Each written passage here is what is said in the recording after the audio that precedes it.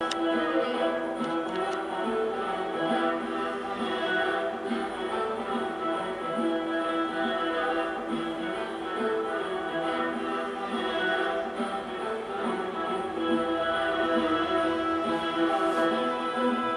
suis président de l'Union syndicale des médecins au centre de santé. Je représente tous les médecins, qui soient généralistes ou spécialistes, qui exercent en centre de santé, qui soient d'ailleurs des centres de santé publics, des centres de santé privés associatifs ou autres.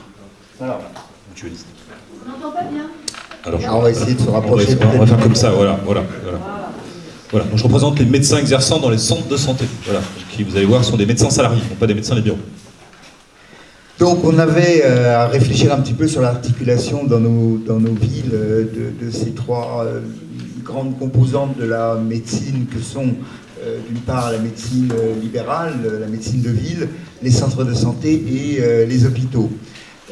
La question qui se posait à nous était effectivement d'essayer de comprendre dans cette période où la désertification sanitaire se déploie de façon inexorable dans nos villes, quelle réponse peut-on apporter par rapport à une attente des médecins qui est aujourd'hui de favoriser un travail collectif, de moins en moins d'envie de travailler seul, parce que la réponse à apporter aux demandes sanitaires sont des réponses aujourd'hui complexes, mettant en œuvre plusieurs domaines de la santé qui ne peuvent se résumer dans le suivi d'un seul médecin travaillant seul de son côté.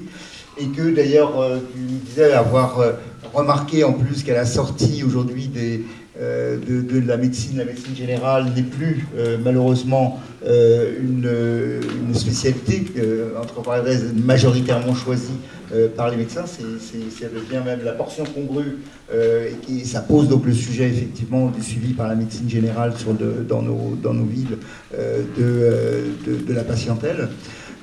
Par ailleurs, les centres de santé peuvent, par rapport à ça, apporter effectivement peut-être une réponse. D'une part, par rapport de médecins qui sont intéressés et par ce travail en équipe et par le fait qu'est prise en charge l'ensemble du travail administratif qui est le leur, est prise en charge aussi une régularité du travail, on revient à une régularité de travail qui n'est plus obligatoirement de devoir faire des horaires épouvantables pour pouvoir vivre, puisqu'on est un médecin salarié. Et donc essayer de traiter, y compris par l'intermédiaire des centres de santé, une partie de ce qui pouvait jusque-là relever des urgences de l'hôpital. Dans le sens où ça peut jouer un rôle de premier tri avant que les patients ne se trouvent confrontés à la nécessité d'aller, où on l'a vu tout à l'heure dans l'exposé de Fabien Cohen, les raisons pour lesquelles les urgences pouvaient être engorgées et comment le centre de santé peut-il éventuellement aussi apporter une réponse à cette question. Après, il y a autre chose est l'hôpital, le centre de santé ne remplaçant pas en tant que tel. On a posé la question telle que, est-ce que le centre de santé finalement c'est un petit hôpital? Non, c'est pas un hôpital, puisque c'est pas un lieu d'hospitalisation, c'est pas un lieu qui est abelli, c'est par contre effectivement un lieu de coordination, de suivi pluridisciplinaire de la patientèle, qui doit s'adosser effectivement à un hôpital qui, lui, aura des plateaux techniques beaucoup plus complexes, des capacités d'intervention et d'hospitalisation que n'a pas le centre de santé.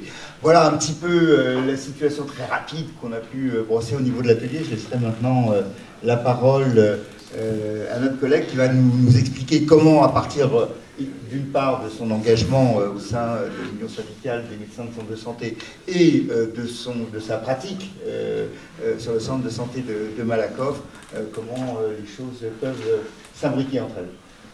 Merci. Juste une question de vocabulaire. Est-ce que centre de santé et cabinet médical, c'est synonyme ou est-ce qu'il y a une petite différence entre les deux? On va en parler. C'est l'un des sujets. Est-ce qu'un centre de santé, c'est un cabinet? Non. Est-ce que c'est une maison de santé pluriprofessionnelle libérale? Certainement pas. Voilà. Et il s'agit effectivement que vous sachiez bien évidemment de quoi on parle. Et puis après, de faire les choix, bien sûr. C'est ça qui est important. Mais pour faire des choix, il faut savoir de quoi on parle. Effectivement, c'est très très important. Merci pour cette invitation. En plus, j'ai eu le plaisir de vous recevoir à Malakoff, d'accord, et de vous montrer ce que pouvait être un centre de santé, mais un centre de santé qui a été créé en 1939. Donc voilà. Qui a eu le temps d'évoluer, de s'adapter aux besoins du territoire, de la population, et effectivement de mettre en œuvre des projets de santé en articulation avec tous les acteurs, évidemment les établissements de santé, bien sûr, les acteurs médico-sociaux, et puis les professionnels de santé libéraux, médecins et paramédicaux, et je pense plutôt avec bonheur, et avec bonheur à la fois, évidemment d'abord pour la population et les usagers, mais aussi avec bonheur pour l'ensemble des professionnels de santé du territoire. Ça c'est important pour moi, c'est tout de suite de couper court à l'idée d'une concurrence. La concurrence c'est une terminologie qui vient, on va dire, de cette terminologie économique, d'accord. On n'est pas sur un secteur marchand, un secteur autre, d'accord, qui est, pour moi, relève d'une notion de service public. Et que ce service public, à un moment donné, peut être partagé entre plusieurs acteurs. L'idée que ça soit évidemment dans un cadre complémentaire et qui ne perde jamais de vue l'intérêt des usagers avant toute chose. Donc l'intérêt général, l'intérêt des usagers. Alors juste pour préciser, oui, effectivement, donc je suis médecin généraliste, d'accord. Je suis toujours médecin généraliste, j'exerce depuis 22 ans dans un centre de santé à Malakoff. Je suis salarié, je suis médecin traitant de mes patients, je suis à temps complet, je fais des visites à domicile et je participe à la permanence ambulatoire. Donc c'est pour dire tout de suite, médecin salarié, centre de santé, alors notre collègue médecin libéral qui est là tout à l'heure est parti, mais sur les missions générales qu'on attribue aux médecins généralistes libéraux dans les centres de santé, nous remplissons les mêmes missions, d'accord ?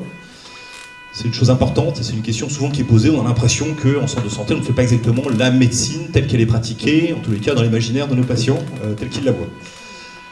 Autre chose, donc deuxième chose, c'est, si vous m'avez invité aussi, c'est effectivement, je suis président de l'Union syndicale des médecins de centre de santé et que depuis près de 10 ans maintenant, à ce titre-là, je suis interpellé par des collectifs, par des associations, par des élus, par des collectivités, et tous viennent me voir en me disant « Je suis confronté à une problématique d'organisation des soins et d'accès aux soins sur mon territoire. Les hôpitaux ferment, les hôpitaux de proximité ferment, et nous n'avons plus de médecins sur le territoire, c'est la désertification médicale. Qu'est-ce qu'on peut faire? Est-ce qu'un centre de santé peut apporter une réponse à cette question ?»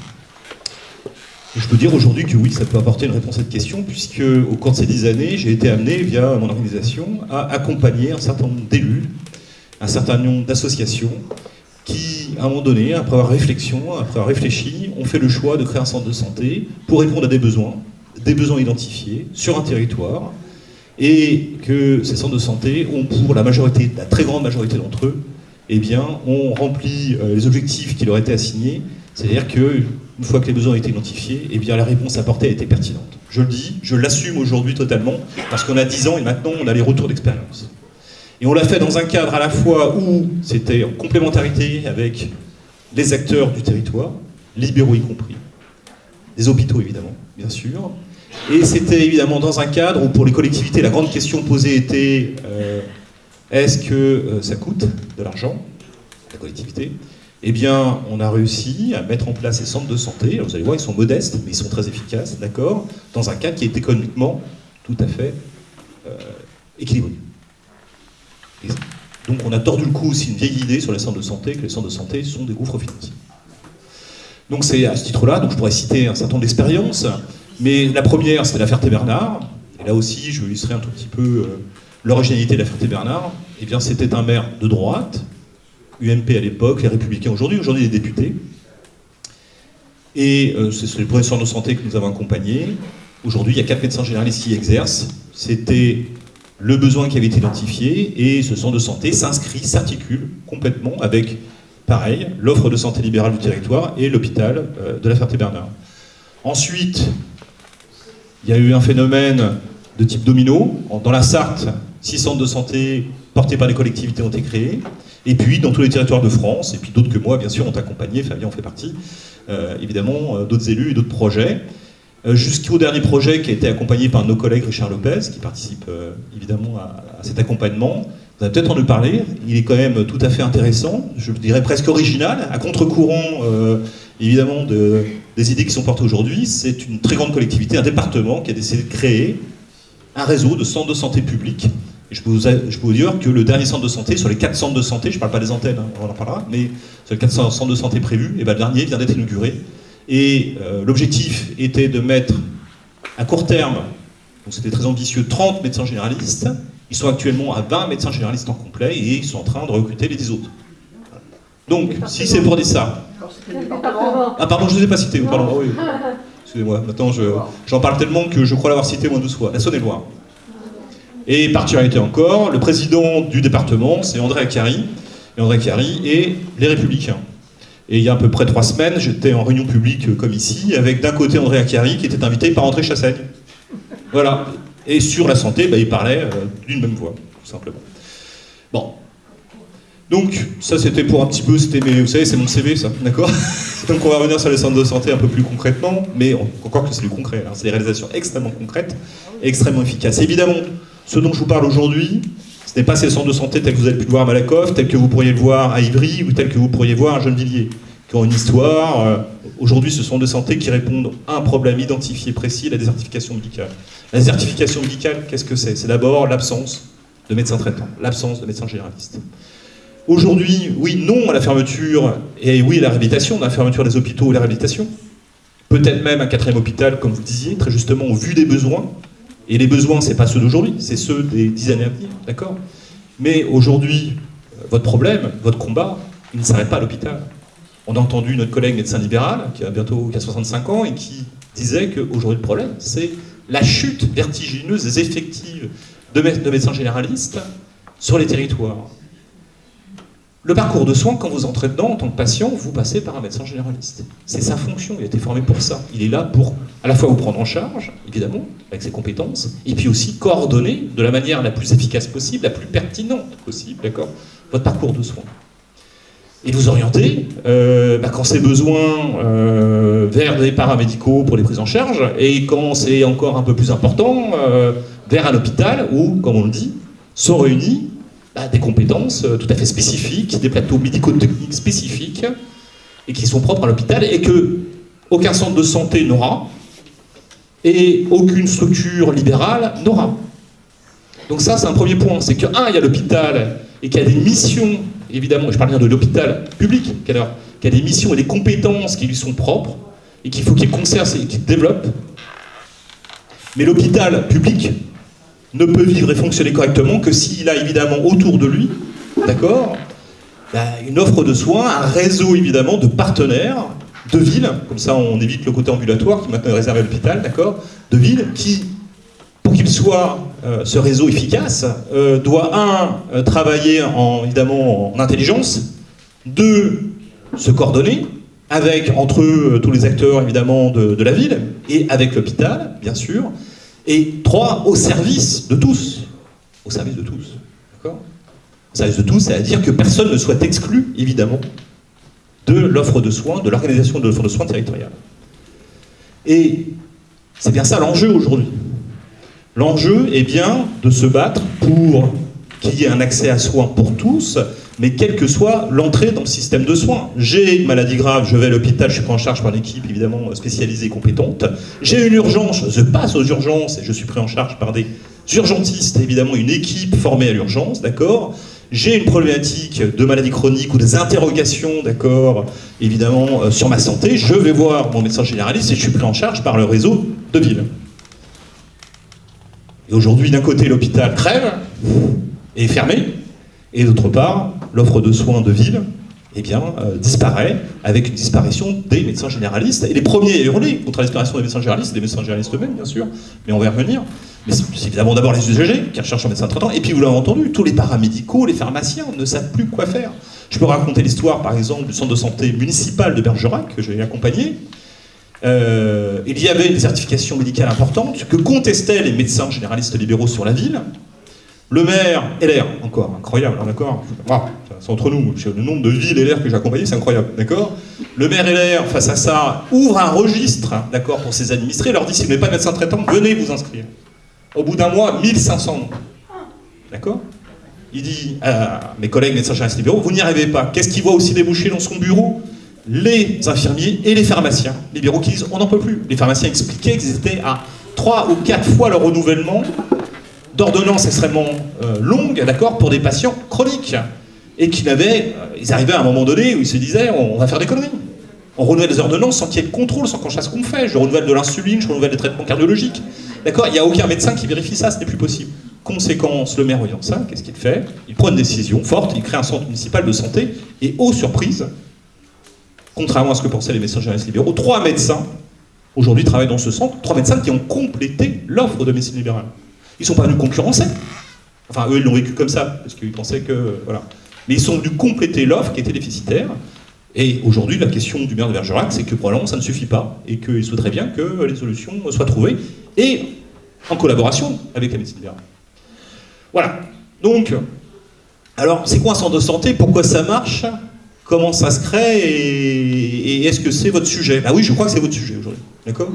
Parce que pour, évidemment, porter l'idée que ces hôpitaux de proximité sont utiles, que ces hôpitaux sont nécessaires, et que ces hôpitaux peuvent vivre, d'accord, ils ne pourront être utiles, nécessaires et vivre que si à côté d'eux, ils ont un réseau, évidemment, de partenaires qui travaillent pour l'intérêt général, d'accord, en ville, et qui, pour moi, peuvent être et doivent être aujourd'hui, au vu des difficultés telles que vous avez présentées, et qu'on retrouve dans tous les territoires, un ou des centres de santé, ou un centre de santé avec des antennes. Alors c'est quoi un centre de santé ? Rapidement. C'est la loi, article 6323-1, Code de santé publique, ça a été récemment réécrit par Madame Buzyn, le gouvernement Macron, je tiens à le signaler quand même, d'accord, puisqu'il a été prévu de manière explicite dans la loi, tout de même, que des établissements privés lucratifs peuvent gérer un centre de santé. Je vous dis ça comme ça, je vous laisse réfléchir. On s'en fout.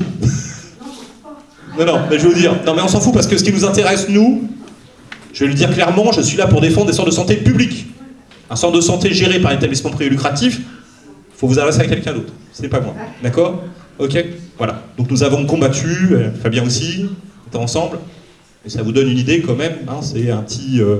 la température, d'accord, de ce qui se passe au ministère, et de leur idée quand même de ce que c'est que le service public et les missions d'intérêt général quand on ouvre des centres de santé. Proposition de la mutualité.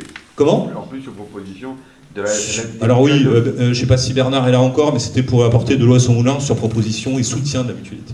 Tout à fait, quand même, voilà. Donc ce centre de santé, ce sont des structures de soins de proximité, d'abord de premier recours. Le premier recours, c'est la médecine générale, les infirmiers, le dentaire. Mais qui peuvent aussi être de second recours. Donc on peut avoir des consultations de médecine spécialisée dans un centre de santé. Le problème, c'est pas de dire « j'en veux ». Le problème, c'est de dire, comme disait une personne qui était avec nous, est-ce qu'on en a besoin ou pas ? Et puis, c'est de l'adapter. Tu peux reprendre ce que tu as donné en premier recours, s'il te plaît ? Le premier recours, médecine générale, dentaire, infirmier, soins infirmiers. Ok ? Comment ? Il n'y a pas de... L'audition, si, par la possibilité, évidemment, de créer des consultations de soins secondaires, donc de médecine spécialisée, éventuellement avec l'équipement nécessaire, avec un ORL, etc., etc. Comme vous avez pu avoir dans certains centres de santé de l'ophtalmo, etc. On verra, enfin, je ne sais pas si on pourra tout développer, mais attention, il s'agit de venir aujourd'hui à répondre aux besoins urgents et après de réfléchir à l'avenir. Ensuite, deuxième chose, je termine la présentation des centres de santé, sinon je pense qu'on a pour 2 heures. Alors, deuxième chose, les centres de santé sont gérés, donc j'y viens tout de suite, par, d'une part, donc historiquement des collectivités, des organismes à but non lucratif, association loi 1901, d'accord, des établissements de santé, loi Bachelot, loi HPST, sans précision, et depuis Macron, établissements de santé publics, privés à but non lucratif et privés lucratifs. Enfin, dernière chose, à notre demande et dans un cadre sur lequel on a discuté qui peut poser lui-même des problèmes aujourd'hui, d'accord, les sociétés coopératives d'intérêt collectif, les sociétés coopératives d'intérêt collectif, Ce qu'on appelle les SCOP, les coopératives. les SIC, SCOP, d'accord, ok, peuvent gérer un centre de santé, sachant qu'une SIC peut être composée d'une collectivité et ou d'une association et ou d'un établissement de santé, y compris lucratif, malheureusement, c'est ça ce qui nous pose problème, d'accord. Ensuite, troisième caractéristique essentielle, les centres de santé ont des missions d'accessibilité sociale aux soins, et là vous allez comprendre, on en a déjà parlé. Premièrement, ils ont l'obligation de respecter les tarifs opposables. En centre de santé, il n'y a pas de dépassement d'honoraires. Médecine spécialisée, pas de dépassement d'honoraires. Médecine générale, pas de dépassement d'honoraires. Le dentaire, c'est un peu plus compliqué, il ne faut pas confondre le dépassement d'honoraires et le hors nomenclature. Donc vous trouverez quand même en centre de santé des dentistes qui font de la prothèse, des dentistes qui font de la plantologie, l'objectif étant de pratiquer des tarifs sociaux, d'accessibilité sociale aux soins. Enfin, caractéristique évidemment fondamentale pour les professionnels de santé qui exercent dans les centres de santé par rapport au système de vie habituel, ils sont salariés. Ils sont salariés. Voilà. Salarié.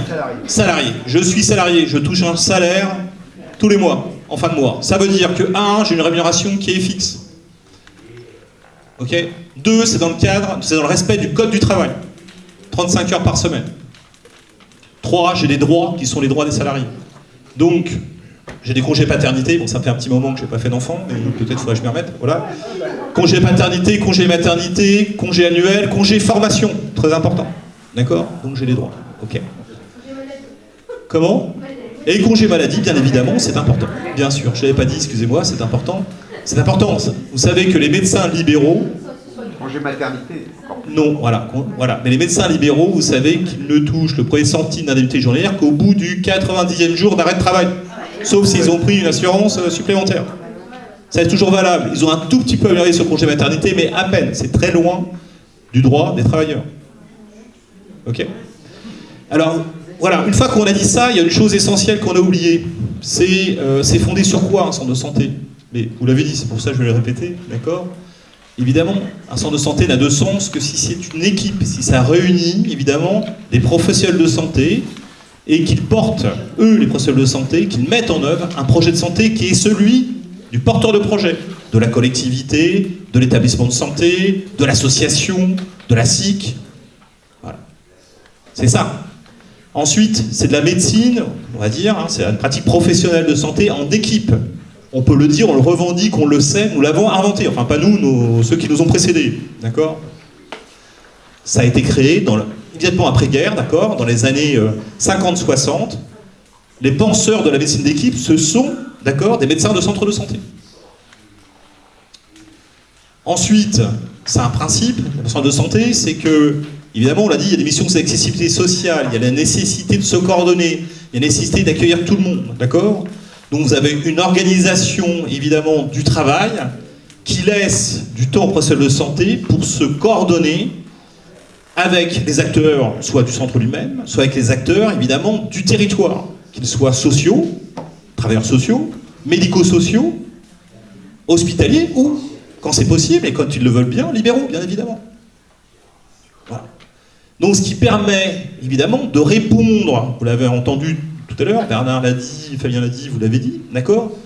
À une problématique aujourd'hui, c'est qu'on est passé d'une médecine où on traitait des maladies, des infections aiguës, d'accord, il y a 40 ans, à une médecine qui est devenue beaucoup plus complexe, qui prend, voilà, dont la problématique, pour nous, médecins d'aujourd'hui, jeunes médecins qui arrivent, d'accord, c'est de traiter des patients qui sont polypathologiques, qui sont fort heureusement plus vieux, mais c'est formidable, d'accord, hein, mais évidemment plus fragiles, plus sensibles, complexes, et qui nécessitent évidemment l'intervention de compétences multiples. Le centre de santé, aujourd'hui, permet d'organiser cette prise en charge complexe, voilà, dans le cadre d'une pratique en équipe, et avec un dossier, tu l'as dit, alors ça c'est technique pour nous, mais médical partagé. C'est important pour ça. Voilà, c'est important. Alors c'est important pour une autre chose aussi, c'est que ça permet d'assurer des missions de base que vous attendez tous, usagers. Aujourd'hui, qu'est-ce qui se passe? Il reste des médecins libéraux. Même à Malakoff, j'ai des médecins libéraux, il n'y a pas de problème, d'accord? Bon, ils vont tous partir, la moitié va partir d'ici 2022. Hein. C'était 13, il y en aura la moitié d'ici 2022. Qu'est-ce que vous avez constaté? Dans un certain nombre de territoires, il vous dit « je ne peux pas être votre médecin traitant, je veux bien à la limite vous recevoir, mais je ne serai pas votre médecin traitant ». Parfois, il refuse de vous recevoir. C'est bon, je suis débordé, d'accord. Et puis, quand vous avez la chance qu'il soit votre médecin traitant, qu'est-ce qui se passe? Vous arrivez un jour et vous dites « tiens, c'est fermé aujourd'hui ». Il a dit « je suis parti en vacances ». D'accord? Dans le meilleur des cas, il vous adresse un collègue sur le territoire qui, lui, est débordé, d'accord? Et dans le pire des cas, il vous dit bah, « appelez le 15 ». Ok? Ok? C'est-à-dire qu'il n'assure plus aujourd'hui la continuité des soins. Je ne leur jette pas la pierre. Mais c'est comme ça. C'est-à-dire qu'aujourd'hui, la médecine libérale est arrivée dans une impasse, à la fois organisationnelle, en termes évidemment d'effectifs, bien sûr, mais je dirais même philosophique. On va beaucoup plus loin, mais je vais y venir sur les chiffres dont on parlait. Donc aujourd'hui, dans un centre de santé, il nous est fait obligation, par la sécurité sociale et la convention qui nous lie à la sécurité sociale, d'assurer la continuité des soins. Toute l'année. Il nous autoriserait 3 semaines, arrêter 3 semaines, à fermer 3 semaines un centre de santé, mais en fait, c'est là où on a bien négocié. Ça n'a aucun intérêt, parce que derrière, évidemment, par une médecine d'équipe et une bonne organisation, on arrive à assurer partout la continuité des soins tout au long de l'année. Et ça, c'est important aujourd'hui. Et c'est important, par exemple, pour les hôpitaux. Parce que pendant l'été, évidemment, les gens partent en vacances, y compris dans les hôpitaux, heureusement encore, d'accord. Mais autour, quand il reste encore des médecins libéraux et qui brutalement disparaissent et qui partent en vacances eux-mêmes, tout débarque aux urgences, sur des équipes qui sont réduites. Et à nouveau, tension qui monte, fatigue qui monte, etc. Voilà. Donc, le centre de santé, quand je reprends tout ça, j'avais mis pourquoi ça marche. Pourquoi toutes ces collectivités ont fait le choix du centre de santé. Pourquoi ça a marché. Parce que d'abord, le projet de santé a été construit au vu des diagnostics santé et a répondu aux besoins identifiés. Le premier besoin étant, dans la plupart des cas, des médecins généralistes, parfois des dentistes, parfois des paramédicaux. Il ne s'agissait pas de construire un hôpital, il ne s'agissait pas de construire une méga structure concurrente de l'existant. Il s'agissait d'abord de répondre à des besoins urgents. Donc ça, c'est important, la bonne définition du projet. Ensuite, ces porteurs de projet, ces collectivités, eh bien, ils ont analysé, comme nous sommes en train de le faire, à la fois les difficultés aujourd'hui de la médecine de ville, et puis aussi la typologie des professionnels de santé. Alors là, les nouveaux, bien sûr, mais pas que les nouveaux. Pas que les nouveaux. Il y a une chose qui a été dite par mon collègue qui est juste. Contrairement à ce qu'on croit, il y a beaucoup de médecins en France aujourd'hui. D'accord ? Mais ils ne font pas de la médecine. Ou ils ne font plus de la médecine qu'on attend qu'ils devraient faire. Ils se détournent de la médecine. Et qu'est-ce qu'ils font alors ? Qu'est-ce qu'ils font ? Ils font parfois... Eh bien, ils vont... Alors, c'est le paradoxe. Ils vont aller alimenter les troupes de l'hôpital parce que l'hôpital n'a plus assez de médecins spécialistes, de praticiens hospitaliers, etc. Donc, on recrute des médecins généralistes. D'accord ? Ils font de la médecine salariée d'entreprise, de la médecine du travail, ou bien, d'accord ? Ou ils se spécialisent, d'accord ? Et ils vont faire, par exemple, comme chez moi d'ailleurs, j'en ai quelques-uns, de l'échographie exclusive. Ils vont faire, des sous-spécialisations, d'accord ? Mais ils ne font plus de la médecine générale pour la majorité d'entre eux. Donc ça, c'est vrai. Et le problème, il est bien là aujourd'hui. Pourquoi ça se passe comme ça ? Pourquoi c'est comme ça ? Et pourquoi le centre de santé, lui, permettrait quand même d'être encore attractif pour l'exercice de la médecine ? Juste sur le chiffre. Donc aujourd'hui, à la sortie des études rapidement, donc 10% des médecins thésés seulement s'installent en libéral en France. 10%. D'accord ? Deuxièmement, vous savez qu'il y a un concours qui s'appelle le concours, ce qui s'appelait avant le concours de spécialité, d'accord ? Maintenant ça s'appelle l'épreuve classante nationale. Il vient de se passer là récemment, on n'a pas les chiffres pour cette année, mais l'année dernière, la médecine générale, qui est une spécialité maintenant médicale et qui est choisie à l'épreuve classante nationale, à l'issue de cette épreuve, il y a 8000 à peu près candidats qui se présentent et il y a autant de postes en face. D'accord ? Il y a autant de postes en face. Eh bien, pour la médecine générale, elle a été choisie en avant-dernier et 150 postes de médecine générale, d'internat médecine générale, n'ont pas été choisis. Il y a 150 gars et filles qui ont décidé de repiquer une année, de repasser le concours plutôt que de choisir la médecine générale. Donc je reviens au problème de ce que je disais, le problème d'attractivité. Donc, si préféré, les médecins seraient là, sauf qu'ils ne font plus ce qu'ils doivent faire. Alors, c'est un peu plus complexe, mais dans tous les cas, pour la médecine générale, c'est très très visible, très très palpable. D'accord ? Dans le centre de santé, qu'est-ce qui va marcher ? On l'a dit, ils vont travailler en équipe. Ils vont travailler dans un cadre organisé pour eux. Ça va être porté, le projet de santé, c'est pas eux qui vont l'écrire, c'est un porteur de projet. Ce porteur de projet, il va gérer le centre de santé. Je voudrais revenir sur une problématique, c'est les urgences et les demandes de soins non programmés, qui est le sujet aujourd'hui politiquement sensible. Il y a eu une commission d'enquête menée par Thomas Mesnier, député de La République En Marche, urgentiste, d'accord ? Aujourd'hui, partout, Fabien peut en témoigner, quand on est à l'ARS, au ministère, on ne parle que de ça. Sur votre territoire, qu'est-ce qu'ils ont trouvé ? La création de CSSU, voilà. Ça sert à quoi, ça ? C'est pour faire quoi, ça ? C'est pour faire quoi ? Ça répond à quel besoin ? Aujourd'hui, on le sait, 80% des passages aux urgences ne relèvent pas des urgences.